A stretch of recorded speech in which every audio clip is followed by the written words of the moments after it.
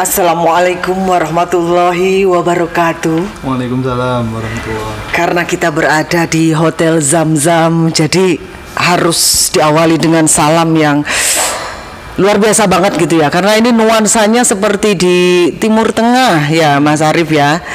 Oke, selamat sore buat Anda semuanya.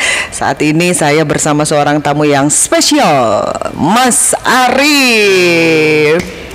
Mas Arif, nama lengkapnya Mas Arif Setiobudi ya, Mas Arif Setiobudi. Dan yang pastinya teman-teman juga udah banyak yang kenal nih sama Mas Arif ya. Famous ya, terkenal ya. Alhamdulillah. Aku yang telat kenal ya Mas Arif ya. Agak keras dikit mungkin Mas Arif. Cek-cek boleh disapa dulu teman-teman. Halo semua. Gimana Mas? Jam-jam enak gak menurut sampean? Suasananya sih enak, adem. Berasa di Timur Tengah gitu atau? Kalau di Timur Tengah kan panas, kalau di sini adem. Jadi Timur Tengah yang adem gitu ya. Adem. Saya begitu masuk malah merasanya kayak berasa ke Arab-Araban gitu ya. Bahkan kalau lagi ngantuk saya seperti melihat orang sedang tarik perut gitu ya. Fata Morgana. Efek nama Zam-Zam. Oke, Mas Arif. Mas Arif usia berapa sih Mas Arif? Aku sekarang berapa ya? 34 ya. Ya beda dikit lah sama aku. Lebih mudaan aku dikit Mas Arif. Jadi kadang aku sebenarnya aslinya nggak nyebut Mas sih, Arif aja gitu. Karena sebenarnya ya seusia lah kita, sepantaran ya. Seangkatan. Mas Arif, di sini sih kita nggak akan mengeksploitasi sesuatu atau apa, tapi lebih kepada pengen mengenal lebih dalam lagi Arif, kesehariannya seperti apa dan bagaimana backgroundnya seperti apa. Nah teman-teman, sebagaimana kita ketahui dan lihat bersama bahwa Mas Arif ini adalah salah seorang anak muda yang sebagai penyandang disabilitas ya Mas Arif ya. Kalau lebih enaknya itu disabilitas atau mohon maaf ya cacat gitu, karena ada perubahan penyebutan kan ya, istilah ya. Sebenarnya sih kalau dari aku pribadi sih nggak ada masalah tentang penyebutan cacat atau difabel atau disabilitas. Cuman mungkin di kalangan umum, terutama di apalagi masuk ke pemerintahan, terus kesannya jadi kayak kata cacat itu kayak kasar aja gitu. Jadi makanya diganti disabilitas atau difabel. Tapi kalau menurut aku pribadi sih nggak ada masalah. Nggak ada masalah. Tergantung orangnya sih kalau itu. Masing-masing beda-beda persepsi tentang itu. Oke, ya. Sedikit mengulas nih Mas Arif, kondisi Mas Arif ini ya dengan satu kaki seperti ini dari lahir atau bagaimana? Kalau ini karena kecelakaan kerja. Jadi dulunya ya normal ya. Dan mungkin ini sebenarnya pertanyaan yang udah sering banget ditanyakan ke Mas Arif nih. Cuma mungkin beberapa teman dari Kota Batu khususnya mungkin ada yang belum tahu. Ceritanya gimana sih Mas? Jadi ceritanya itu aku kerja di perusahaan plastik di daerah Krian, Sidoarjo. Itu tahun 2007. 2007 tepatnya di bulan Februari. Itu masuk kerja di sana, terus dapat 6 bulan. Tepatnya tanggal 11 September 2007 itu aku kecelakaan kerja itu. Jadi aku ada di bagian masak bahan mentahnya plastik. Dan itu ada beberapa mesin besar. Jadi ada mixer besar buat masak bahan mentahnya plastik. Terus ada tempat penampungan untuk bahan yang habis dimasak. Jadi ketika bahan habis dimasak di mixer, terus dimasukin ke tempat yang untuk penampungan bahan yang habis dimasak itu. Nah, waktu itu salah satu mixer, jadi mixernya ada 2. Salah satu mixernya ini diperbaiki, yang satu masih jalan. Jadi satu mixer diperbaiki, itu ada pipa penghubung ke mesin penampung tadi itu, penampung bahan. Nah, pipanya itu dilepas. Terus ada lubang di mesin penampung bahan itu tadi. Ada lubang. Berarti di antara itu ada lubangnya. Ada lubangnya di atas mesin yang buat nampung bahan itu. Nah, waktu itu mixer yang jalan ini itu pipanya ada kebocoran dikit. Nah, aku punya inisiatif untuk ngerapetin sendiri waktu itu. Jadi kebetulan shift malam, masuk jam 12. Terus ada mekanik tapi cuma 1 orang kalau shift malam. Terus kebocorannya juga nggak begitu parah dan memang bisa diatasi sendiri. Jadi aku punya inisiatif untuk ngerapeti sendiri kebocoran itu. Nah, untuk ngerapeti bocor itu tadi harus ngelewatin yang ada lubangnya itu tadi. Jadi pas lewat di mesin penampung itu tadi, pas ada lubang itu tadi tahu kalau itu ada lubang yang Tahu sebenarnya. bekas pipa itu, cuman sama mekaniknya itu memang ditutupi sama karung plastik. Jadi tahu kalau itu ada lubang yang ditutup karung plastik. Jadi aku langkain untuk ke tempat yang mau aku rapetin itu tadi. Nah, setelah selesai aku rapetin, pas balik itu nggak kepikiran apa-apa. Lupa Jadi kalau di sana cuma ada itu jalan ya? biasa gitu. Udah nggak kepikiran kalau itu tadi ada lubang gitu. Jadi pas jalan biasa, kaki kanan nginjak lubang itu tadi. Jadi karena cuman ditutupin karung plastik, itu kaki kananku langsung masuk. Jadi langsung kayak istilahnya kalau bahasa Jawanya itu keceglong ya. keceglong masuk ke mesin dan kondisi mesin jalan. Aduh. Jadi begitu masuk itu langsung kepotong karena kondisi mesin jalan kan. Jadi begitu masuk langsung kepotongnya itu kira-kira sepaha karena waktu itu aku sadar. Jadi sadar cuman nggak bisa ngapa-ngapain. Sakit tapi udah ngerasa sakit. Nggak kerasa sama sekali, nggak kerasa sakit, nggak kerasa apa-apa. Mau teriak minta tolong pun nggak bisa. Jadi cuman lemes di atas mesin gitu, terkapar gitu. Ada yang lain saat itu? Sebelumnya nggak ada yang tahu karena posisiku ada di atas. Tapi memang kelihatan dari bawah gitu. Jadi kayak rangka-rangka gitu. Jadi kelihatan dari bawah. Awalnya nggak ada yang tahu.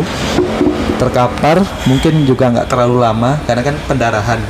Jadi paling selang beberapa menit lah itu ada salah satu temenku itu bagiannya di bawahku.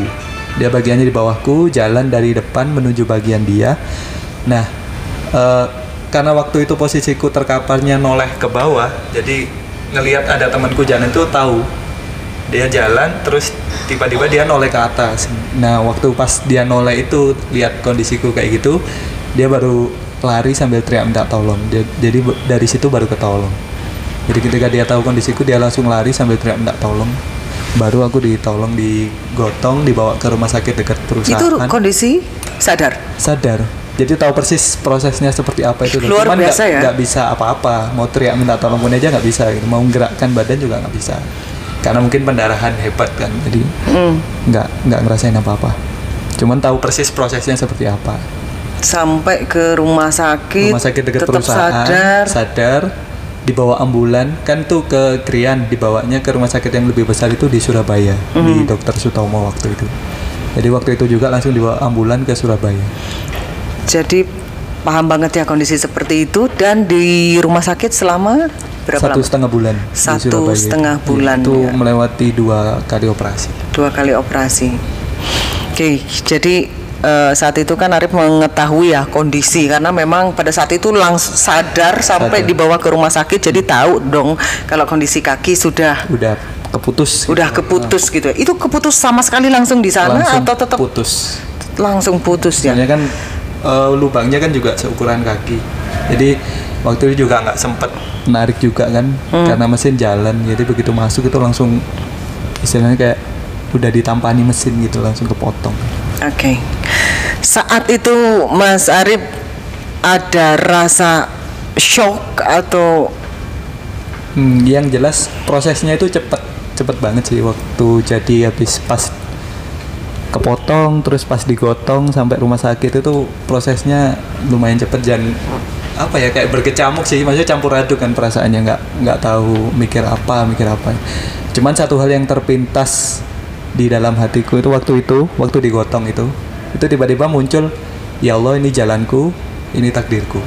Dan itu memang benar-benar jadi semacam apa ya, titik awal aku bisa menerima itu semua sih. Jadi saat itu juga itu ya kesadaran gitu. Jadi ya. udah bisa nerima gitu, udah bisa nerima kejadian itu. Karena kadangkala jika kita mengalami musibah ya seperti itu, kadangkala membutuhkan waktu untuk bisa menerima kenyataan, untuk bisa berada di kesadaran itu kan membutuhkan waktu dan proses yang tidak sebentar. Tapi Mas Arif pada saat kejadian itu udah langsung pasrah gitu ya? Iya udah pasrah, dan ya itu yang muncul di hatiku, di pikiranku satu itu, ya Allah ini sudah jalanku, ini sudah takdirku. Itu sih yang emang benar-benar jadi titik awal. Berarti pada saat itu Mas Arif masih usia belasan tahun ya? Umur 20-an kalau 20 tahun ya. Luar biasa, udah 20 tahun tapi mempunyai mental yang sangat kuat ya. Maksudnya dalam kondisi seperti itu biasanya orang udah nggak sadar, wah nggak kuat, shock gitu. Kemudian pada saat itu juga langsung mempunyai kesadaran bahwa this is my destiny itu kan, ini jalanku, dan berada dalam kondisi ikhlas atau menerima.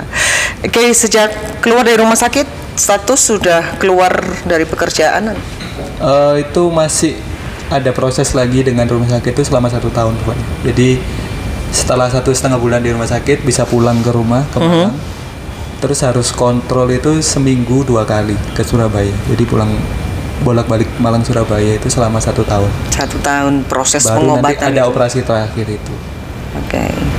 Dan mulai belajar berjalan itu sejak di rumah sakit itu udah mulai belajar untuk jalan. Jadi memang sama perawatnya itu disuruh buat langsung latihan. Jadi terbaring itu paling sekitar 2 mingguan. Itu memang awalnya nggak bisa duduk, jadi cuman tiduran itu selama paling seminggu, baru mulai belajar duduk sampai akhirnya belajar berdiri. Dan awal belajar berdiri pun itu nggak langsung yang berdiri tegak gitu, lemes karena mungkin kan nggak banyak gerak, itu sempat lemes.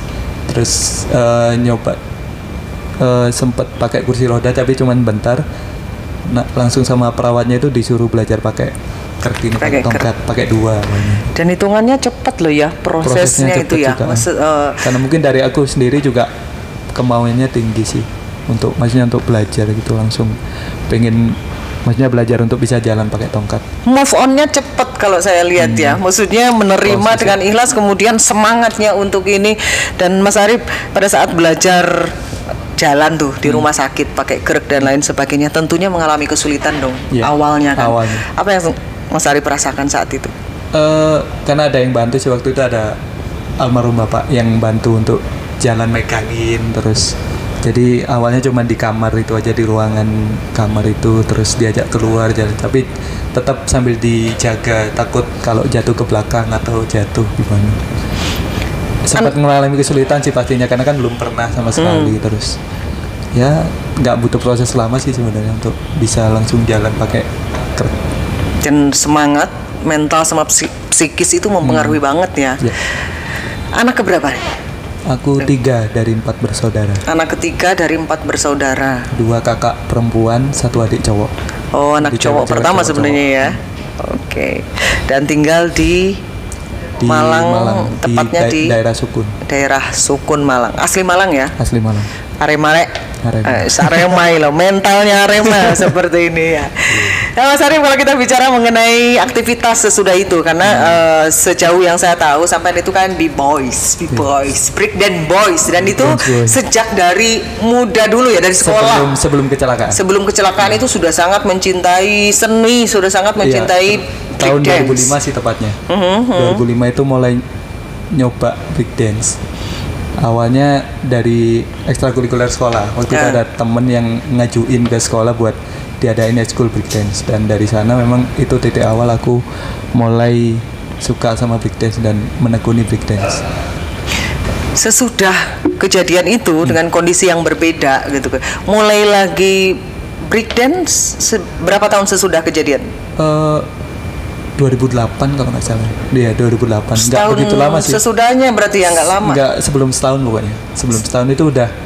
Awalnya itu diajak salah satu temanku itu lihat anak-anak latihan. Dulu latihannya itu masih di Matos. Jadi di Matos itu di terasnya itu ada salah satu kafe. Di depannya itu dipakai buat anak-anak latihan tiap 1 minggu sekali pokoknya itu. Nah, aku diajak sama temanku ini untuk lihat teman-teman latihan. Awalnya pas datang itu ya banyak yang kaget juga kan, karena mungkin ada yang sudah dengar berita dan ada yang belum dengar sama sekali. Terus tiba-tiba aku muncul dengan kondisi seperti itu, banyak yang kaget juga.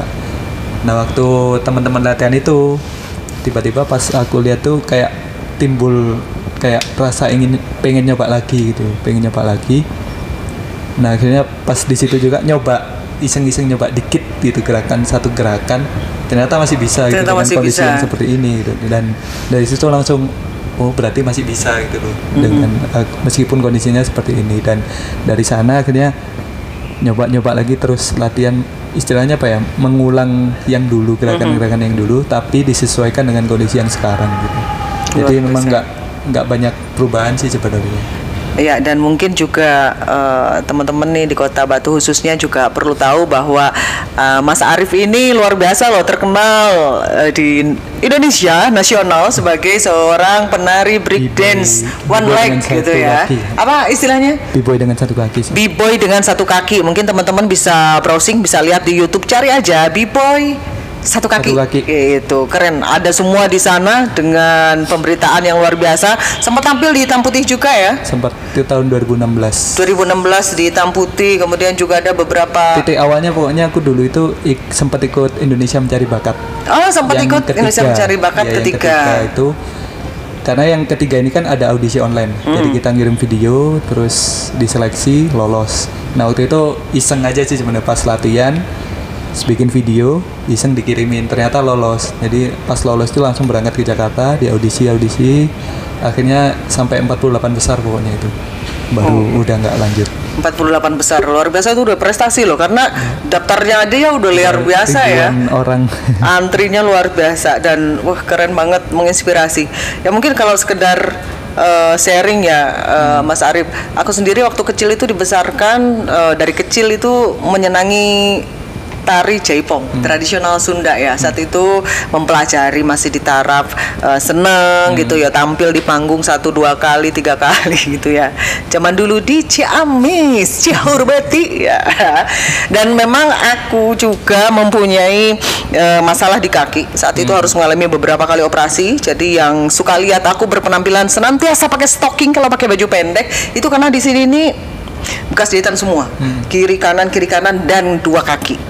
Ya, kaki kiri sama kaki kanan. Ini kecil sebelah sebenarnya, kalau orang memperhatikan aku, kakiku kecil sebelah. Kalau dokter ahli tulang bilangnya ya, Anda ini kakinya sudah tidak normal, dalam arti cacat. Jadi memang tidak boleh melakukan aktivitas yang terlalu berlebihan. Kadang sekarang kalau manggung atau bekerja pun lebih dari 3 jam, 4 jam itu sudah terasa gitu, atau udara dingin itu suka kerasa ngilu. Cuma ya sayangnya saat itu aku tidak melakukan yang seperti Mas Arif lakukan. Aku berhenti di sana dan tidak melanjutkan lagi aktivitasku di seni tari jaipong itu. Dan tentunya teman-teman di sini pun jangan kayak aku gitu. Jadi saat mempunyai kendala, mempunyai tantangan, kita harus tetap maju. Dicoba dulu lah, paling nggak itu dicoba dulu. Kalau memang benar-benar nggak bisa, baru. Kalau kita belum nyoba kan kita nggak tahu bakal bisa atau enggaknya.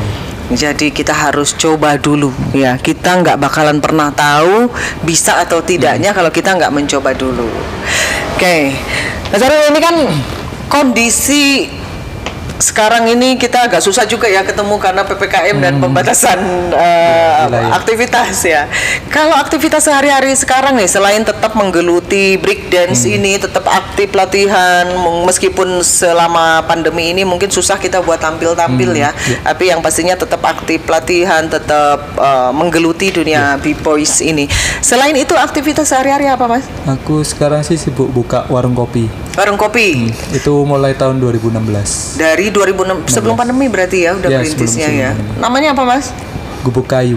Gubuk Kayu. Gubuk Kayu. Di dalam gubuk kayu suka. Ada Instagramnya kan? Oh, ada Instagramnya. @gubuk kayu. @gubuk kayu, boleh di follow ya. @gubuk kayu, yaitu warung kopi Mas Arif. Anda bisa jagongan di sana, ngopi-ngopi santuy di sana. Tempatnya ada di Jalan Bunga Sri Gading. Jalan Bunga Sri Gading, itu area Suhat ya. Belakangnya Suhat. Boleh kita kumpul-kumpul bersama. Mungkin kita bisa podcast di sana juga, boleh ya? Boleh. Asik, nanti kita ajak teman-teman ya, kita podcast di sana. Nah, itu udah lumayan menjadi pemasukan sehari-hari ya. Ya udah. Jadi sebelumnya udah punya usaha dari kecelakaan ini sih. Jadi habis kecelakaan terus udah selesai urusan dengan rumah sakit, terus sama perusahaan itu di pemutusan hubungan kerja. Jadi langsung dikasih pesangon. Dan dari pesangon itu aku dulu tahun berapa itu? 2008 itu langsung mikir uang pesangon ini pokoknya harus jadi usaha gitu. Dan waktu itu yang terpikirkan itu warnet. Jadi warnet di rumah, di dalam di tengah kampung. Jadi waktu itu memang warnet di tengah kampung itu jarang banget gitu. Kalau mau ke warnet harus jalan jauh ke jalan raya. Iya, tahun 2008 ya. Dan masih jarang lah warnet di tengah kampung. Nah, waktu itu aku langsung buka di ruang tamu rumah itu, aku pakai buat warnet. Dan pesangon itu cukup buat beli 3 PC waktu itu, 3 unit komputer, dan alhamdulillah ternyata antusiasmenya itu banyak, rame gitu di sana, dan itu juga jadi salah satu sumber penghasilanku waktu itu, dan sampai sekarang pun masih jalan, cuman memang udah nggak seramai dulu semenjak banyak handphone sekarang itu, jadi memang wanita udah menurun banget, tapi masih ada aja yang masih pakai jasa wanita itu. Zamannya mungkin berubah ya. Udah berubah, dan akhirnya 2016 itu mulai nyoba untuk usaha lain, tuh di buka warung kopi itu. Dan yang pastinya Mas Arif kalau tak lihat tetap selalu mencari solusi ya, dengan cepat gitu. Kalau aku sih orangnya memang nggak bisa diam sih, maksudnya banyak hal yang tak lakuin gitu. Dan selain breakdance juga aku hobi goes juga, hobi main-main kemana, dolin gitu, memang seneng. Ya, aku lihat aktivitas lah pokoknya. Beberapa videonya bisa dilihat di YouTube-nya. Ya, ada YouTube-nya Arif Setio Budi. Bisa dilihat aktivitasnya Mas Arif luar biasa. Banyak aktivitas yang tentunya kita saja mungkin tidak bisa melakukan, tapi Mas Arif beyond the limit gitu ya, melampaui batas, benar-benar melakukan. You can do anything gitu. Apapun Mas Arif bisa lakukan gitu, tanpa merasa ada batasan. Ya. Oke. Dan warung kopinya itu sudah menjadi salah satu pemasukan juga selain warnet. Nah, sekarang ini kan pandemi nih, Rip. Ada dampaknya nggak? Pastinya penurunan pasti. Cuman ya alhamdulillah nggak sampai minus lah, pokoknya cukup untuk bayar sewa, bayar apa ya istilahnya, kayak nutupin buat bulanan itu cukup lah. Jadi nggak sampai yang minus. Jaga sendiri atau ada pegawai? Dulu awalnya sama adik, terus udah setahun ini sih jalan sendiri, udah jaga sendiri. Luar biasa ya. Oke. Dan teman-teman, kita tahulah bahwa pandemi ini mempunyai dampak yang sangat besar di banyak sektor Mas ya. Banyak yang kehilangan pekerjaan, banyak yang kerja tapi juga pendapatannya juga minim, cuma setengah kali gaji dan lain-lain. Ya maaf, bukan nyindir siapa-siapa di sini ya. Bahkan ada juga yang misalkan nganggur nih, teman-teman yang mungkin kehilangan pekerjaan, gak ada job, gak ada tanggapan gitu ya. Tentunya ini hal-hal yang membuat stres, yang membuat galau dan lain-lain. Nah, sedangkan di sini Mas Arif dengan berbagai macam masalah dalam hidup Mas Arif ya, besar banget loh, dalam arti dampaknya ya, nggak hanya sekedar nggak punya duit gitu yang udah dilalui, dan sekarang juga ada pandemi. Gimana sih Mas Arif bisa strong gitu, bisa tough menyikapi berbagai macam kendala, masalah atau musibah? Kalau aku sih orangnya memang gampang, maksudnya menerima apa yang ada gitu, maksudnya menerima kondisi apapun yang aku terima sekarang maupun yang dulu. Pokoknya apapun yang tak dapat, kayak misalnya buka warung itu, kalau ramai alhamdulillah, kalau sepi ya alhamdulillah tetap aja. Maksudnya menyikapinya sih, kalau pas warungnya ramai itu ya alhamdulillah, kalau pas sepi berarti yang ramai itu buat nutupin yang sepi. Kalau aku tuh bikinnya seperti itu. Jadi memang ya udah, itu memang rezeki yang udah diatur, dan gampang menerima aja gitu sih kalau aku. Gak banyak ngeluh ya, suap pisang ini, menggawian gajinya mek sakmene ngono kan ya. Itu ya alhamdulillah, disyukuri ya. Langsung ada yang bunyi di belakang. Lah paling enggak. Memang kita mensyukuri apa yang kita dapat, berapapun itu jumlahnya besar atau kecil, tapi yang pastinya yang ada ini kita syukuri. Yang ramainya juga buat nutupin yang sepi, kata Mas Arif bilang ya. Kadang juga pas pandemi ini juga pernah kayak yang datang cuma 1 orang 2 orang itu juga pernah sehari gitu. Jadi memang ya udah, emang keadaannya seperti ini kan, jadi ya udah disyukuri aja. Nerima gitu ya. Atau nanti kalau aku sih mikirnya kalau pas sepi itu nanti juga diganti. Kadang tiba-tiba rame gitu. Kayak gitu sih kalau aku. Oke. Nah, kuncinya untuk bisa menerima seperti itu gimana? Rip, kadang-kala kan kita sebagai manusia ya oke lah, wajar lah kadang-kala aduh ya opo ya kok gak ada duit ngono kan ya. Aduh ya opo ya kok no masalah atau ya apa. Ada nggak kunci khusus untuk bisa mempunyai jiwa yang legowo kayak yang sampean sampaikan itu ya? Ya nompo pasrah gitu. Tapi kan itu bukan hal yang mudah ya. Kalau ngomong ya mudah ya. Terus tompo naik bersyukur aja. Tapi sebenarnya realnya itu loh wangel. Apa sih kuncinya? Kalau aku sih percaya sama pencipta ya. Karena ini semua kan ya udah ditakdirkan seperti ini, jalannya udah diatur seperti ini. Makanya ketika kita dapat sesuatu, terutama kayak musibah atau apa, itu kan berarti emang udah dituliskan, itu kan udah ditakdirkan, dan kita nggak pernah tahu apa yang terjadi di setelah itu. Kalau dulu mungkin aku ketika kehilangan satu kaki terus aku kayak ngeluh atau menyerah dengan keadaan, mungkin aku nggak akan seperti ini. Dan alhamdulillahnya waktu itu memang aku bisa menerima. Terus ya alhamdulillah lagi banyak hikmah yang tak dapat dari ini gitu. Banyak hal pokoknya yang dulu mungkin bagiku itu impossible, nggak mungkin, itu malah terwujud gitu. Jadi banyak hal yang tak dapat lah pokoknya dari ini. Pernah nggak merasa kehilangan ya, dalam arti kadang-kala kita kalau putus sama pacar aja kadang-kala suka ngerasa kehilangan mana ya, biasanya kelihatan gitu ya. Ya ini kan badan kita, kaki kita yang tadinya ada sama kita terus nggak ada. Pernah nggak ada rasa kehilangan saat itu? Nggak ada sih. Memang dari awal itu tadi yang tak bilang tadi itu udah bisa menerima kondisi. Jadi aku ngerasanya malah aku sama kayak yang lain gitu, bedanya cuman aku nggak punya satu kaki, terus aktivitas juga sama aja kayak yang lain, aku bisa tetap maksudnya melakukan aktivitas seperti yang lain, jadi aku ngerasa kayak nggak ada perbedaan sama sekali sih. Luar biasa. Dan support dari siapa selama ini yang sangat membantu? Terutama keluarga sih, orang tua, dan orang tua memang yang dari awal nemenin di rumah sakit sampai di rumah, terus kita ngerawat dari awal, terus orang-orang terdekat, saudara-saudara, teman-teman, banyak yang support ya ini. Kalau bapak tadi katanya udah almarhum ya? Udah 2 tahun. 2 tahun. Ibu tapi masih ada? Masih ada, alhamdulillah. Ibu sehat-sehat ya? Alhamdulillah. Dan saya meyakini Bu bahwa seorang Arif yang luar biasa, mempunyai mental dan kepribadian yang menurut saya luar biasa, itu dilahirkan dari seorang ibu yang luar biasa, yang telah mendidik dan menyayangi Arif sampai menjadi orang yang luar biasa. Luar biasa buat ibu, keren. Aku biasanya gitu, Rip.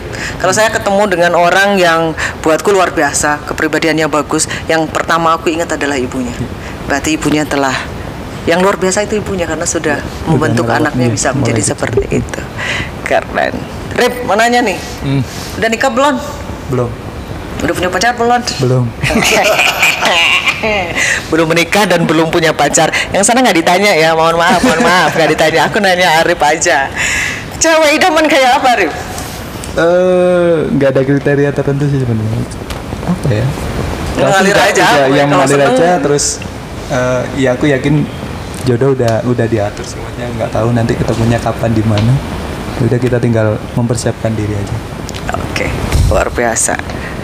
So, ada nggak pesan buat temen-temen nih, ya khususnya buat yang ada di Kota Batu, buat teman-teman muda atau lebih tua, dewasa, ini kan kita menghadapi sebuah kondisi yang juga sulit ya buat banyak orang. Boleh mungkin disampaikan pesannya? Intinya jangan menyerah dengan keadaan, terus tetap menjaga semangat sih yang pasti. Terus kalau sekarang kan mungkin tadi juga kayak banyak yang kehilangan pekerjaan, usahanya bangkrut atau apa, itu mungkin bisa nyoba yang lain gitu, maksudnya usaha-usaha yang lain. Dan ya itu tadi, kita nggak bakal tahu kalau kita belum nyoba. Aku sendiri juga, usahaku selain warnet dan warung juga selain hobi breakdance sama sepeda, juga kebetulan hobi fotografi dan videografi, dan itu juga alhamdulillah sekarang udah mulai menghasilkan juga kayak wedding dan lain acara-acara gitu. Jadi itu juga nerima job gitu ya, dipanggil gitu ya. Wah, ini luar biasa sih, meskipun masih teman-teman sendiri gitu, tapi udah lumayan lah. Tapi keren lah, selalu mencoba sesuatu yang baru ya Arif nih ya, selalu Soalnya kalau menggali kita nggak nyoba potensi. itu kita nggak akan tahu sih. At least we try gitu ya, kita coba aja dulu. So buat anda yang mau kawinan nih, yang mau punya acara, mau punya event dan lain-lain, butuh fotografi. Itu foto sama video atau foto aja? Aku sih salah satu sih. Salah satu ya fotonya. Butuh bantuannya untuk foto, silahkan bisa mengkontak Arif nanti @Arif IG-nya Arif _one legs ONELEGZ. Oke, Arif _one leg. Kenapa ditulis one leg? Bahasa Indonesianya satu kaki gitu ya. Kenapa sih disampaikan seperti itu? Karena kalau aku lihat Arif itu tidak melihat kekurangan dalam dirinya. Ya, kalau orang lain melihat kekurangan dalam diri kita, kita melihat kelebihan yang ada di diri kita. Gitu ya. Mungkin orang ngelihat one leg atau apa, it's okay. Arif sudah berdamai dengan dirinya, Arif sudah menerima dari awal kejadian apa yang terjadi dalam hidupnya, tapi Arif selalu menggali dan melihat potensi yang ada dalam dirinya. Dia punya bisnis kopi, dia punya bisnis warnet, dia juga senang goes ya, melakukan foto video gitu, kemudian juga nerima job atau tanggapan nih ibaratnya kalau orang-orang kita ya, ada tanggapan nih foto ada wedding atau apa, luar biasa banyak banget yang bisa kita lakukan dalam hidup ya Arif ya. Dan memang pasti di dalam diri seseorang itu ada sesuatu yang bisa dikembangkan gitu. Ada satu potensi yang bisa dikembangkan. Dan mungkin ada beberapa orang yang belum menemukan itu. Belum menyadari. Kita harus mencoba ya. Rip, sorry nih mau nanya, pernah nggak sejak kejadian itu ada yang membuli mungkin, baik dalam kehidupan langsung atau digital?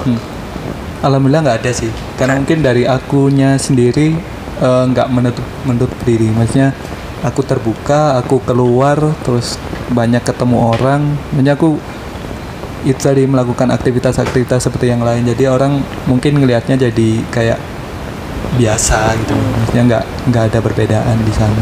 Karena Arif sendiri juga mengkondisikan Arif sama dengan yang lain gitu udah kan. bisa menerima kan, jadi ya aku nggak malah istilahnya menyendiri di rumah atau menutup diri di kamar dan lain-lain. Dan aku malah memang keluar gitu dari awal. Jadi akhirnya dari sana mungkin orang lihatnya jadi ya udah. Gitu. Gabung sama komunitas nggak sih teman-teman disabilitas? Kalau gabung sih enggak, cuman kenal beberapa teman, banyak teman sih dan beberapa komunitas. Kalau komunitas BB, Backstreet, break dance, B-boy semua. Di Malang ikut ya, gabung juga. Sama Mas Andang ya? Sama Mas Andang Stewart itu loh, break dance. Iya, gabung juga sana ya. Rip, kalau misalkan ada teman-teman atau adik-adik kita, karena banyak juga mungkin adik-adik yang mungkin mempunyai kondisi disabilitas, mungkin ada yang dari lahir atau mungkin karena kecelakaan atau karena sakit, apa sih yang mau Arif sampaikan ke mereka? Ya, yang pasti harus bisa menerima itu, kondisi itu, karena itu juga takdir dari Allah, dari Sang Maha Pencipta. Dan di situ Allah nggak bakal istilahnya ngasih kita seperti ini, nggak ada istilahnya kelebihan yang lain gitu. Contohnya ya aku sendiri gitu, meskipun aku kehilangan satu kaki, ternyata masih ada banyak potensi yang istilahnya ditanamkan di diriku, dan ya alhamdulillah aku bisa menggali itu dan bisa mengembangkan itu. Jadi pasti dalam diri teman-teman, terutama yang teman difabel itu ada potensi-potensi yang bisa dikembangkan. Banyak kok teman-temanku yang difabel juga dia pinter gambar, dia pinter ngelukis, dia pinter bikin kerajinan gitu. Banyak. Pastinya digali terus, dicoba terus mana yang tentunya kita potensi diri kita memang di sana gitu ya Mas Arif. Luar biasa sekali. Dan yang pastinya kita belajar banyak teman-teman pada sore hari ini, itu ya, banyak banget yang bisa kita pelajari, di mana kita harus selalu menerima ya kondisi yang ada dengan penuh rasa syukur. Tentunya dengan rasa itu kita bisa berdamai dengan diri sendiri. Berdamai Kita dengan tentunya diri. juga mencoba untuk terus menggali potensi ya. Coba, jangan pernah bosan. Kita harus selalu mencoba apapun yang pasti positif ya, Rip ya. Jangan coba-coba yang negatif, tolong, please ya. Jadi kita menggali, kita mencoba segala sesuatu yang positif. Apa yang mungkin ternyata kita punya kelebihan di sana, gitu ya. Dan tentunya buat teman-teman selalu melihat diri kita, apa kelebihan kita, apa potensi yang ada diri kita. Jika dunia melihat kekurangan kita, maka lihatlah diri kita sebagai seorang pribadi yang mempunyai kelebihan, yang mempunyai potensi yang bisa dinikmati dunia.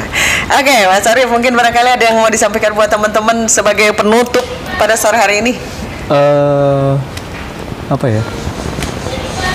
Yang jelas ya tetap ngasih semangat buat teman-teman di sana, terutama buat yang difabel, teman-teman difabel, dan juga mungkin ada beberapa teman-teman yang tiba-tiba kehilangan pekerjaan atau yang lain-lain. Ya udah, itu memang kalau aku ngelihatnya sih ya itu emang takdir yang udah dikasih sama Allah buat kita.